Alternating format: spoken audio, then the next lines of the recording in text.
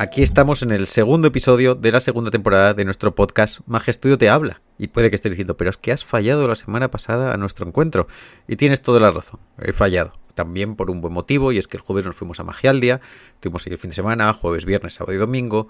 El miércoles tocó preparar el congreso y el lunes, martes y miércoles también empaquetar los libros de Jon Zabal de la trilogía que había sido la pre-reserva, ya que había que mandar todo lo posible, o todo, en realidad, no todo lo posible, todo, antes de marcharnos para el congreso para que los libros llegaran.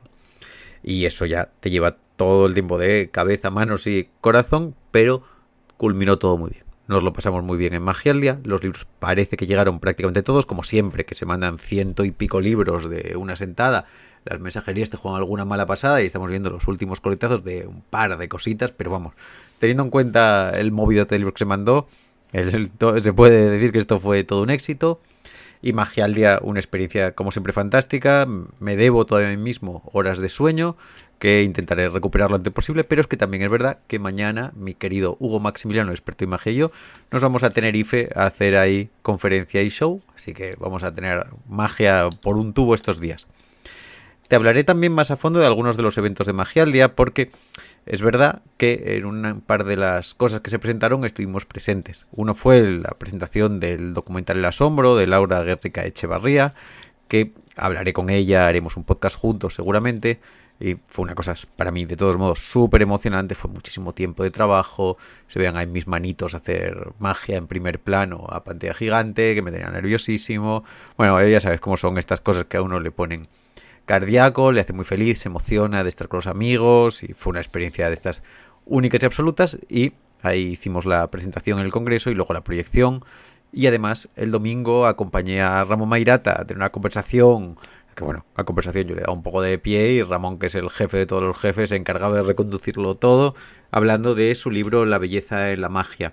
Es una cosa preciosa, 180 páginas de reflexiones y cosas interesantísimas, pero de la misma manera tampoco te quiero contar aquí mucho más del asunto, no porque me lo tenga pensado guardar, sino porque me gustaría hacer un podcast también con Ramón. Me gustaría hacer uno con Laura hablando de nuestra experiencia en el documental, y otro con Ramón en el que hable un poco del libro. Así que te emplazo al momento en el que lleguen esas dos cosas. Por lo demás, como siempre, un festival estupendo. Vimos cosas fantásticas. Estaban Giancarlo, de presentador de la gala de cerca, que como siempre es fantástico, y Jaime, de la de escena, que son dos personas a las que desde aquí todos, iba a decir por mí, pero todos nosotros queremos muchísimo. Y además me encantó poder ver en la gala de cerca el número de dúo de Ruby y Fer, que es estupendo. No lo había podido ver algunos cachitos sueltos, pero es el número con el que se llevaron el segundo premio del FISEM. Me parece increíble. Me gustaría también luego hablar un poco de estas ideas de la honestidad y cómo transmitirla en escena, porque me parece que además de ser un número excepcional en el nivel técnico, que por supuestísimo lo fue, refleja muy bien algo que es muy complicado de tener, que por suerte también tienen tanto Giancarlo como Jaime, ¿no? Un poco en esa relación lo veía claramente, como de alguna manera tenemos la suerte de rodearnos de magos fantásticos que hacen las cosas tan bien, que a veces tenemos que ver un poco por contraste cómo de buenas son. No quiero decir con ello que el resto haya sido malo. Soy en la gala de cerca, yo soy súper fan de Paul Wilson y de Luc Germain, sobre todo de Luc Germain. Después de eso, bueno, me cayó súper bien, estuvimos ahí un ratito y me parece un tipo interesantísimo, y de Paul Wilson porque lo veo con cierta regularidad aquí en Madrid, y ellos en cortas distancias me parecen excepcionales. Todo lo demás también me gustó muchísimo. Ibuki me gustó. Tampoco me gustó tanto como pensaba que me iba a gustar, tengo que decirlo. Jonio, como siempre, también me gustó, pero también me cae muy bien. No digo, a veces digo que me cae muy bien, que parece que es como excusa, ¿no? Jonio me pareció fantástico y además me cae muy bien. Y en el número de escena, lo que más me gustó fue Eden Choi, que fue el que abrió. Pero bueno, si queréis un día, a ver si nos juntamos con alguien más que estuviera en el congreso y hacemos ahí un repasillo del contenido. No me gusta tampoco mucho hacer estas cosas porque no quiero, por un lado, ser muy crítico con las cosas que me gustaron menos, porque no me parece justo aquí, ni es el espacio en el que yo me pueda poner a hacerlo, porque me parece todo un poco revanchista. No sé, ya lo hablamos en nuestro grupo de Telegram, y es algo que me resulta muy complicado cuando hablo de congreso, de cualquier evento, que es cómo poner lo que más me gustó y lo que menos, ¿no? Sobre todo las partes de las que menos. Los que más son los que os dije, me parecen todos fantásticos, y como todo, tiene algunas cosas. Me encantó ver a Marcelo Insúa, que es mi amiguete. Nos lo pasamos siempre ahí, de maravilla, y el stand de la feria nuestro creo que quedó divertido.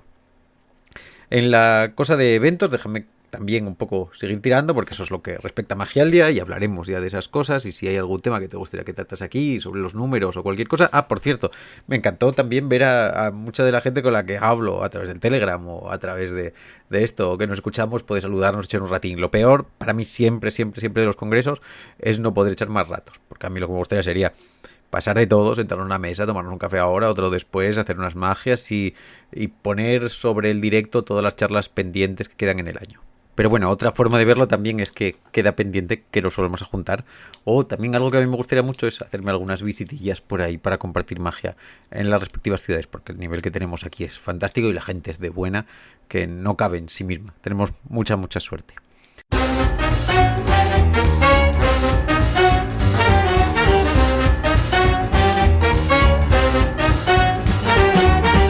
Y en este sector de novedades importantes, te recuerdo que Ignacio López está ya a puntitísimo de sacar el libro La Pila, 5 siglos en un juego de magia, que es una obra magna, porque son un mogollón de páginas, más de 500 páginas, que recorren la historia de uno de los clásicos sobre clásicos, que es el taquito de monedas que están soldadas, que se puede ver y rever de muchas maneras, en 2 ediciones distintas. Una edición muy buena, de mucha calidad, en tapadura, ya te digo, 500 páginas, muy buena, que lo estuve viendo yo, con unos dibujos de Eden preciosos, que la verdad que le quedaron bien guapos, que cuesta 50 euretes de precio de reserva, y luego la de lujo artesanal, que ya manda él, creo que desde Argentina, que tiene un precio de 80 euros, o sea, incluso baratísimas las dos para las cosas estas fantásticas, y además, si lo miras a través de lo suyo, puedes tener un descuento pidiéndole el cilindro y las monedas que fabrica, que todo lo que hace este hombre es fantástico.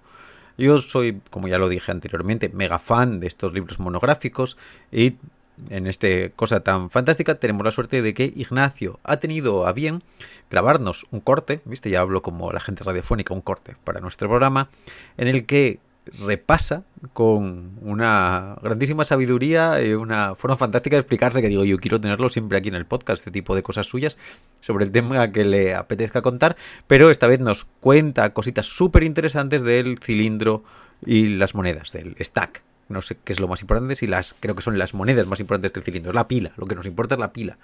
Luego hay conito, hay cilindro y no tienen ni siquiera que ser monedas. Hay un montón de cosas, pero bueno, que no quiero enrollar más, que te dejo con la maravillosa voz y sabiduría de Ignacio López. Bueno, hola a todos. Quisiera compartirles un poco de esta historia y quiero que se imaginen un mundo sin televisión, sin internet, donde nos transportábamos en carretas y nos alumbrábamos con velas. Una época en la que el entretenimiento se encontraba en las calles, en las ferias, y los magos eran conocidos como prestigiadores. Sí, no prestidigitadores, que es lo que normalmente conocemos, sino prestigiadores.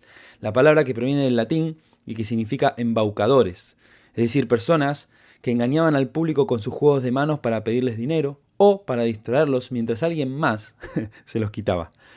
Pero este prestigiador tiene una historia que contar, un desafío para ganar. Con un simple truco se propone conseguir comida, bebida, descanso y hasta el afecto de una señorita. ¿Y su herramienta? Unas cuantas fichas y un dado. Así inicia un viaje al corazón de un juego, o más bien un artilugio, que ha perdurado por siglos, conocido como la pila. Seguramente algunos conozcan este gimmick como el famoso Stack of Quarters o el Cap and Pence, algo más moderno, ¿no? Pero para quienes no, se trata de una pila de monedas trucada, que tiene un hueco en su parte inferior y que permite ocultar pequeños objetos. La primera vez que se documentó fue en el libro anónimo de 1634, el Hocus Pocus Jr., con el título tan hermoso como descriptivo, que dice: ¿cómo hacer que una pila de fichas parezca desvanecerse a través de una mesa? Lo increíble de esta primera versión es la cantidad de detalles y sutilezas que ya se utilizaban, con una construcción del engaño y un nivel de dramaturgia admirables. Por ejemplo, para que la pila pareciera un conjunto de fichas individuales, se agregaban fichas normales encima y abajo, e incluso se daban al público para que las examinara, pero no pidiéndole así directamente que las examinen, sino integrándolo con una charla exquisita. Pensemos que en aquella época, en el siglo XVII, los magos debían captar la atención de la gente que andaba por la calle, y entonces la magia tenía que ser algo directo, algo bien potente y sobre todo engañosa. Entonces, ¿qué hacía este mago o este prestigiador? Usaba una lata, unas fichas y un dado. Nada más. Y con eso atraía a la gente contando cómo, con esos simples objetos, logró salir triunfante y ganar la comida, la bebida, el descanso y hasta el sexo de una dama. Y digo simples porque esos elementos eran cotidianos para la gente. La gente usaba fichas llamadas counters en ese momento. Se llamaban counters porque servían para contar, se utilizaban mucho para llevar la cuenta de las cosas. Pero también servían como moneda de cambio y para apostar. Para transportarlas usaban estas pequeñas latas y además era muy común que en las posadas o en estos lugares, en las cantinas, se jugara a los dados y se apostaba con las fichas, a pesar de que el juego de azar estaba prohibido por la ley y podía ser penalizado severamente. En este contexto, cuando esas fichas desaparecían, atravesaban la mesa y en su lugar aparecía un dado, no era solo un truco, era un símbolo muy poderoso. En un entorno donde apostar era tan cotidiano, pero a la vez tan peligroso, el efecto tenía un significado muy, muy potente. Y si sumamos la exquisita presentación, donde el mago sale triunfante, pues estamos ante una verdadera obra de arte. De hecho, hace unos 2 años tuve la suerte de tener una charla personal, mano a mano, con el maestro Juan Tamariz, en su casa en Madrid. Y cuando le conté esta pequeña historia y le mostré la versión original, con la charla todo exactamente igual, quedó fascinado. Y su conclusión fue rotunda. Esta es la mejor versión, no hay más. Pero lo más sorprendente es que esto no era la excepción. Es probable que este sea uno de los juegos de magia más realizados en las calles de Europa durante el siglo XVII y XVIII. Pensemos que el Hocus Pocus Jr. tuvo una decena de ediciones y además fue plagiado y publicado en otros tantos libros, pero también el mismo juego fue descrito de forma paralela en otros manuscritos.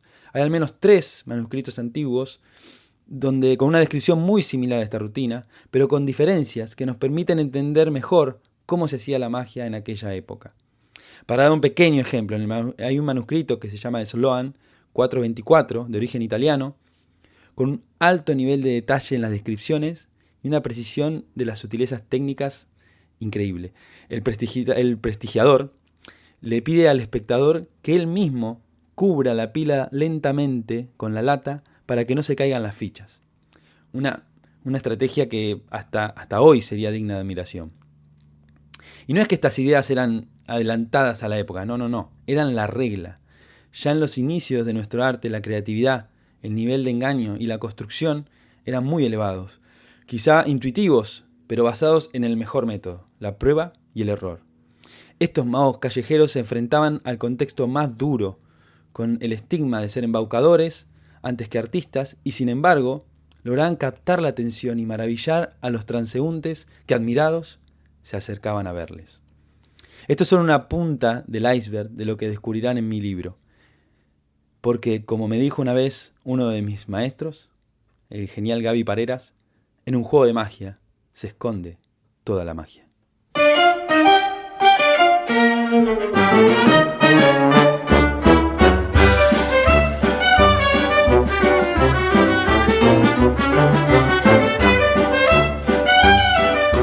Esta frase gabiniana me parece de vital importancia.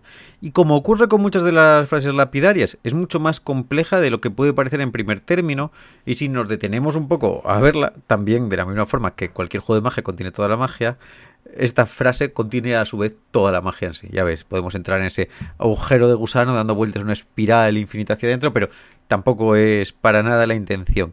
Sin embargo, yo reflexiono mucho sobre esta idea porque también me dedico en buena medida a enseñar magia y a analizar magia y a estructurar cómo se explica la magia. Es una cosa que me importa mucho, esa pedagogía de la magia, tanto hacia afuera como hacia adentro, Ojo, a mí me gusta mucho entender los juegos bien para yo sentirme más feliz haciéndolos, tanto lo que son de mi repertorio como cuando hago juegos que no son míos. Vamos a un poco a explorar esos términos como siempre. Me tomo un poco las libertades de interpretarlo todo desde mi prisma. Eso se me tiene que permitir.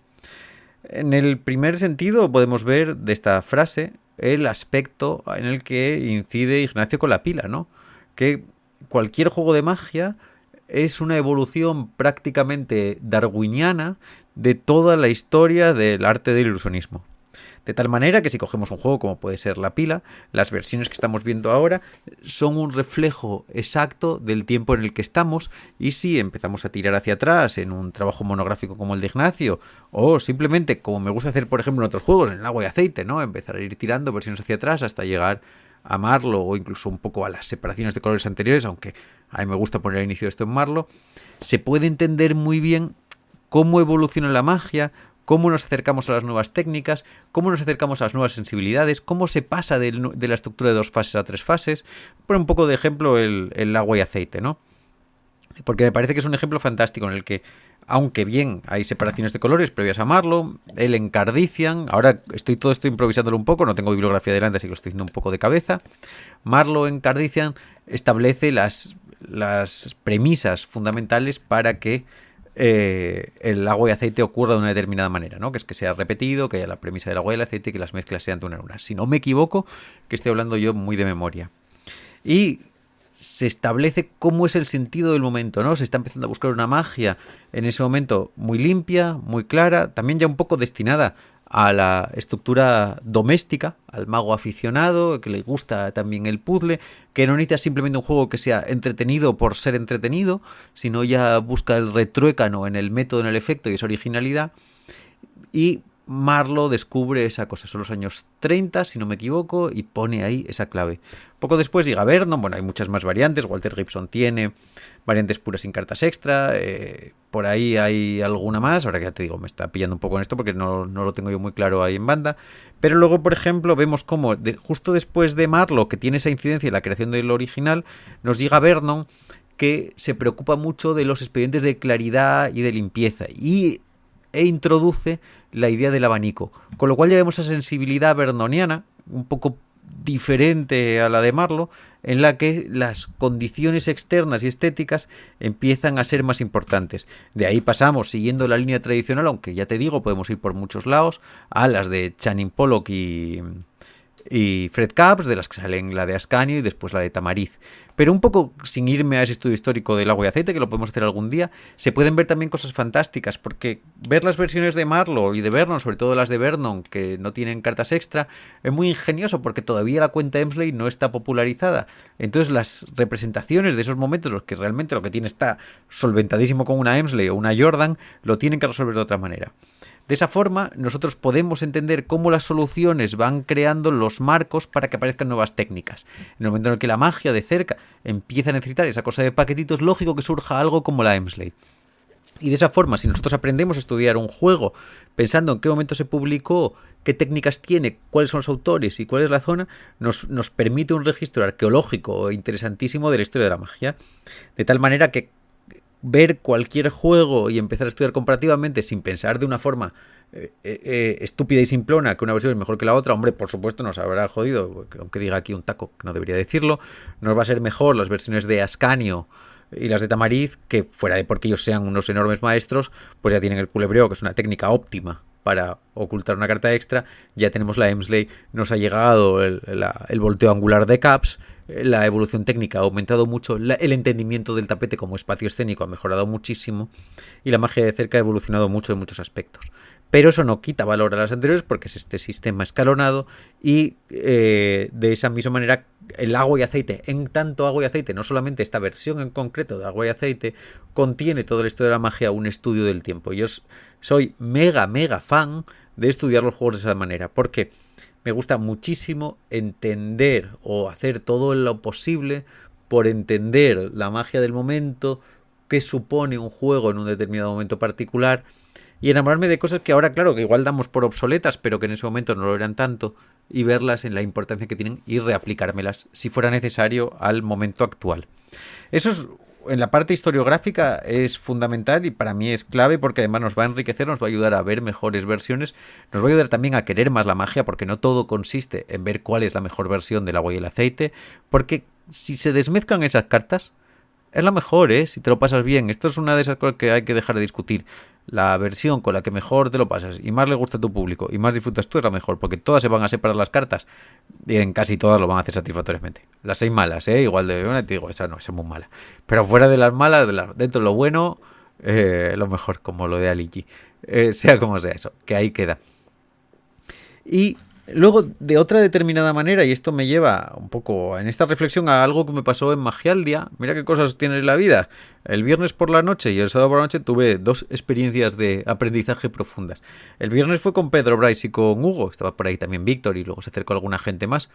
Pero Pedro Bryce, que además presentó su libro, que es fantástico, nos estuvo dando algunos detallitos, como solo él sabe hacerlo, para cosas que damos muchas veces por supuesto. Estuvimos hablando, mira qué cosas más fundamentales. Estuvimos hablando del tilt, del doble corte, del empalme de abajo y de la reparación, sin más. Un poco hablando de esas técnicas y viendo los pequeños detalles, ¿no?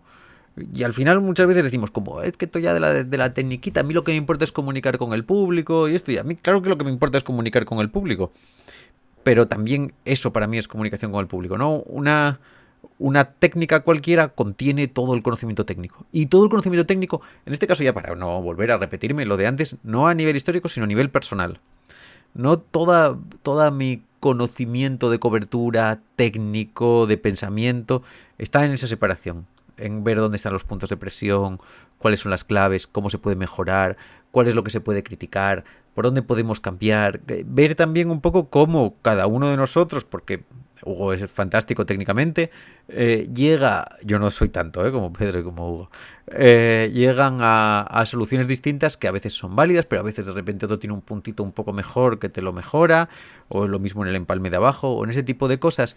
Y el poder aplicar ese filtro microscópico, el poder empezar a ver las técnicas poco a poco, es fundamental porque cada técnica se extrapola a todo lo demás. Quiero decir, no voy a ser el mejor haciendo la cuenta Emsley y hacer las demás como fatal, ¿no? El hecho de poder dedicarle cada minutito a cada una de las técnicas a mí me vuelve loco. Ya lo hablé alguna vez con mi obsesión con el libro de Steve Forti, que lo hago de vez en cuando, pero cuando veo a gente como Pedro, digo, qué tío es, que la tiene para todas, tiene para todos los juegos y para cada una de las cosas tiene el detalle adecuado, que es muy ingenioso, y a mí me hace un poco recuperar también ese amor por intentar verlo todo de algo, ¿no? Porque cuando hablamos aquí que un juego contiene todos los juegos, también podríamos decir que una técnica contiene todas las técnicas. Y a veces, pues nosotros no lo queremos ver así. O sea, no lo queremos ver así, claro que lo queremos ver así, pero no lo vemos así en el sentido práctico. Simplemente la hacemos, la aprendemos, tenemos nuestros recursillos que nos lo hacen mejor. Pero el poder dedicar esa mirada, y además una mirada que en el caso de Pedro me parece muy bonita porque lo hace en un rango de igualdad. Quiero decir, yo por ejemplo digo, bueno, yo no intento no hacerlo, quiero decir, pero muchos hacen así, dice, bueno, pues mira, el forzaje clásico le puedo meter las cartas en la boca que las va a agarrar y no pasa nada. O luego el doble corte puedo hacerlo ahí que se me vea el break del lado. Pero en el no sé qué cosa, que tengo un corte falso aquí, ese me lo hago como los primores. Entiendo que no, que lo que hay que aprender es un poco a generar ese equilibrio, a plantear esa mirada de forma global y acostumbrarnos a generar no la incomodidad, sino el placer de descubrir un pequeño secreto extra. Y ahora estoy jugando al Hollow Knight Silksong, que es muy difícil, y además al Elden Ring y a varios juegos de este tipo, que son videojuegos muy largos, para el que no le gusten o la que no le gusten los videojuegos. Son videojuegos muy largos y llenos de secretos. Los mapas son enormes, así que tú te tienes que meter por sitios, casi siempre son darle hostias a paredes, para que de repente la pared sea destructible. Cosas al final muy así, pero bueno, hay cosas muy ingeniosas en estos dos juegos. Y uno pasa mucho tiempo simplemente conociendo un entorno que ya tienes repetido millones de veces, porque este juego durarán 30 horas o 40, bueno, la gente está dedicando muchas más horas al Silksong y al Elden Ring, una barbaridad, pero dedicándote a buscar cada secreto, cada detalle, a conocer cada esquinita, a saber cuál es el espacio en el que tienes que saltar entre dos personajes. Y a mí eso me resulta muy ilustrativo, porque intento luego llevármelo yo a la técnica, incluso muchas veces al repaso posterior. Uno de los ejercicios que más me gusta hacer es el de volver a una técnica que llevo haciendo un montón de tiempo y sentarme simplemente a analizarla y pensar en esos detalles que tan bien están y que tanto me reenamora que de repente alguien como Pedro me diga, ¿no? Yo siento que aprendo muchísimo y nada me da más placer que aprender esas cosas. Y en el otro sentido de aprendizaje de este fin de semana, estoy muy contento, casi habría hecho el podcast con eso de título porque aprendí mi primer corte de Cardistry. Sí, y además aprendí el Five Civil, el de el de Chris Kenner, que es yo creo con el que empieza todo esto, y me lo enseñó mi queridísimo Pedro Martín, así que me pasé por ahí la noche, ahora lo estoy haciendo mi primer corte de cardistry, y ahora se me acaban de caer las cartas al suelo mientras digo esto, pero me salió razonablemente bien, ¿eh? No, podría haber sido mucho más grave el asunto, pero de repente ocurre lo mismo, ¿no? Cuando disfrutas del aprendizaje e intentas verlo todo en todo, te das cuenta, que como me pasó a mí, que ahora de repente esto del cardistry me gusta muchísimo para hacer en casa, porque me permite repensar algo a lo que le había dedicado mucho tiempo en otros aspectos técnicos bien distintos, que son en los empalmes y en las dadas, y son los juegos de presiones, en los pivotados entre índice y pulgar, para que los paquetes no se me descuadren. De repente eso me parece fantástico, y estoy entendiendo cómo también a su vez este tipo de cosas contienen todos a la vez, y cómo el hecho de disfrutarlo, entendiendo de esa manera lo bonito que es empezar a ver un entorno en un lugar en el que no estaba previo, es absolutamente fascinante. Estoy súper encantado, estoy muy agradecido de que me lo hayan enseñado. Luego digo, es que yo 20 y pico años haciendo esta movida y no se me había ocurrido hacer ninguno, porque, bueno, yo siempre soy muy de técnica pequeñita, no pequeñita, sino de técnica oculta. Nunca me habían gustado, no soy muy de pintajes y tal cosas, pero me parece que uno tiene que dejar de no ser de algo y empezar a probar todos esos aspectos, porque ese aprendizaje está. Y luego ya el otro frente, que es el otro que también me parece fundamental, y te lo digo esta cosa un poco como... a ver cómo lo explico yo esto bien. Como una manera de volver a poner el foco en las cosas que son importantes, ¿no? Vamos a retomar esta idea de Gaby, de que algo lo contiene todo, pero nosotros muchas veces somos ignorantes de ello. Y es nuestra labor el dejar de serlo. Y no hay que dejar de serlo en cierta medida solamente porque sea mejor, porque mejor no lo es. Y esto es lo que también es importante. A nivel técnico, en la parte que te decía, puede serlo, pero sabemos de sobra que con mucho menos se cubre el expediente. También sabemos que hacer un juego simplemente como esa consecución de acciones, de la misma forma que hace un montón de gente el billete al limón, sirve. No lo hace mejor ni peor, muchas veces. O sea, lo puede hacer mejor, pero en muchos casos indistinguibles. Muy difícil argumentárselo. Sin embargo, sí es bonito como una elección personal. Ahora yo estoy estos días otra vez, porque me dio mi queridísimo Javier Surja unas pelotitas de béisbol para hacer las bolitas de Silent Mora, que me notó muy gracioso porque son gomas de borrar y yo creo que son pelotas de rebote. Entonces me paso todo el día tirándolas al suelo, esperando que reboten, no rebotan, voy corriendo a donde están y las recojo. Pero el placer personal para mí, por ejemplo, en coger estas bolitas diferentes a las que tenía y volver a entender cada pequeño movimiento, cómo la presión cambia, cómo el agarre es un poco distinto, cómo son un poco más prácticas que otras que había tenido, es fantástico, y esto realmente es buena parte del disfrute que nos sirve de forma interna. Y volviendo un poco, que me había ido del hilo de la conversación, en el otro aspecto también implica el pensar que un juego contiene toda la estructura, toda la teoría y toda la técnica y todas las soluciones a la vez. Y eso también nos ayuda a dejar de observarlos como entes enormes a los que no podemos entrar, sino que nos podemos parar, observar cada una de sus partes, cada uno de sus pequeños detalles, y podemos mejorar cosas en base a acciones mucho más pequeñas. A mí una frase que dice se me acaba de ir el nombre, el John Guastaferro, que él habla de las mejoras de un grado, de los 1 degree, ¿no? Porque cuenta esta historia de que el agua hierve a 100 grados, porque a 99 solo con 1 grado hierve, y que un pequeño cambio pues supone una cosa mucho mayor. Pero eso sería ya puestos a hacer cosas de cambio muy externas y muy radicales. Pero simplemente el entender cómo en cualquier cosa pequeña la podemos reflexionar de todos los aspectos distintos, me parece que es súper interesante, porque nos permite también valorar los juegos con una profundidad mayor. Esto ya es una cosa un poco más de perogrullo que te digo, ¿no? Pero que es obvio, y que al final hay que decírselo a uno a sí mismo un montón de veces, ¿no? Voy a coger este juego y lo voy a mirar más de cerca y más de cerca y más de cerca. En la presentación de su libro, Ricardo Rodríguez cogía 2 juegos clásicos, que son el Partagás y la Cuerda Rota y Recompuesta, y les ponía toda su perspectiva y toda su pasión y todo su detalle sobre el objeto. Para mí eso siempre es totalmente encomiable. Puede que yo no esté de acuerdo en todas las soluciones de todos los juegos, de la misma forma que nadie estará de acuerdo con mis soluciones a los juegos. Pero el hecho de simplemente poner la mirada y volver a descansarla y no dar nada por sentado y pensar que esas cosas merecen analizarse, hay que entenderlo todo y hay que rendirles el honor que merecen, incluso a veces sin cambiar nada, simplemente por la belleza del entendimiento de cómo el ingenio ya simplemente de esa evolución darwiniana natural de un juego ya concluye todo de la forma más perfecta posible, ¿no? Pero me parece, como conclusión un poco de esto, y aprovecho para recordarte que dale al like, subscribe, ponme comentarios, compártelo con tus amigos y todas esas cosas. Que el pensar en la frase esta de Gaby de que un juego contiene toda la magia, es toda la magia, contiene toda la magia, cada micra de la magia contiene toda la magia, pero es cosa nuestra verlo, es cosa nuestra que sea así, que no sea simplemente una construcción mental hipotética, sino llevarlo al plano real. Y ya te digo, el objetivo de esto ni siquiera es hacernos magos más exitosos, es simplemente aprender a disfrutar más de cada matiz, que eso nos va a mejorar el paladar, de la misma forma que el cocinero experto es capaz de descubrir el ingrediente más nimio en una receta. Cuando hacemos eso podemos empezar a ver los matices de sabor más bonitos que puede tener un juego y que de otra forma podrían pasarnos desapercibidos.